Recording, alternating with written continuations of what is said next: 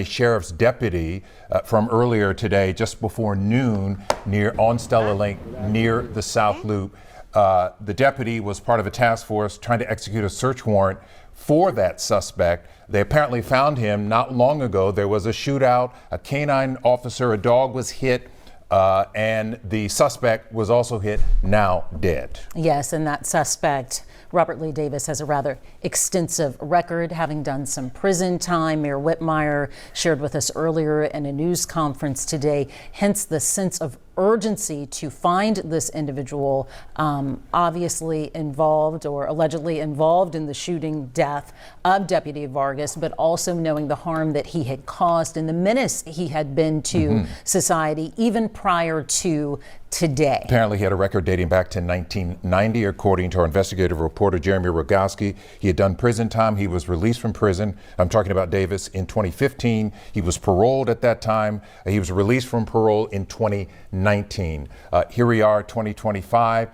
Again, a search warrant executed for him. He is shot in an apparent shootout with deputies after he killed a deputy earlier today. Yes, and that warrant that they were trying to serve today was for an alleged attack on a teenage girl. So again, just reflecting on the record that he had and why they needed to find this suspect as soon as possible. All right, let's go to Tracy Bragg with a little more information on how the deputy, Jesus Vargas, 17-year veteran of the Brazoria County Sheriff's Department, is being remembered. Trayson, and where are you, by the way, Trayson? Outside the top.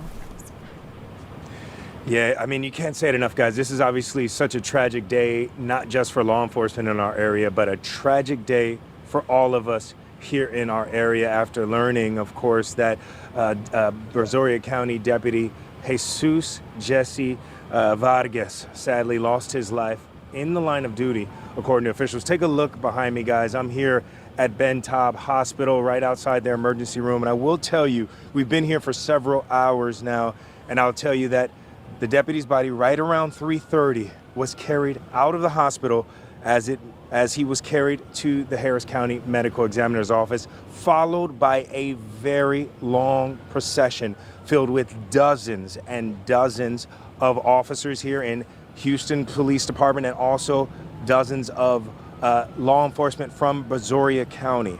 And right now, many of us are wondering, who was Deputy Vargas? Well, what we learned from Brazoria County Sheriff Bo Stallman was that he was a 17-year veteran of the Brazoria County Sheriff's Office. We also know that he was part of the Gulf Coast Violent Offenders Task Force.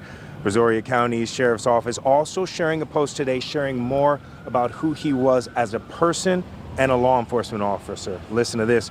They were calling him a dedicated public servant known for his integrity, compassion, and commitment to our community. Also calling Deputy Vargas more than a team member, saying he was a friend, a mentor, and an inspiration to everyone that he knew.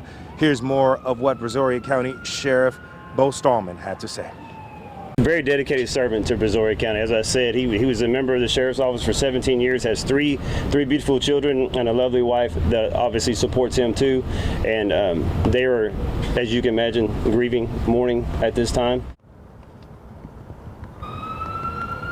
Now I have to tell you, I spoke with the sheriff about an hour ago after that press conference, and I have to tell you, obviously he was very shaken up, very affected by this tragedy that took place today. We also were hearing from officials today that the deputy was a family man. So as you just heard the sheriff say, he leaves behind a loving wife and 3 children. Len, I heard you say it earlier, anyone who has any family that is in law enforcement understands that this is the last call you ever want to get when you have a family member on the job.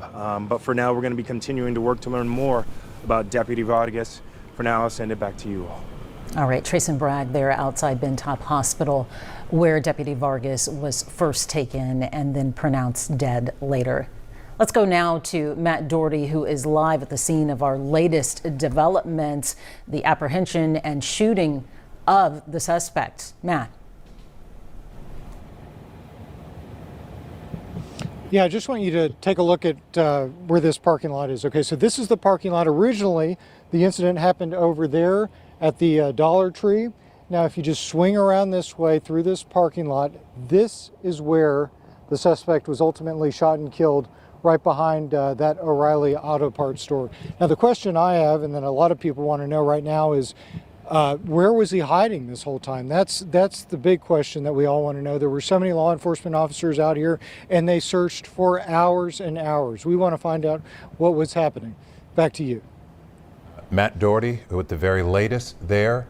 A suspect shot and killed in a shootout with officers wanted in the death of a Brazoria County Sheriff's deputy. As soon as we get updates, we'll bring them to you live. We'll see you a little later.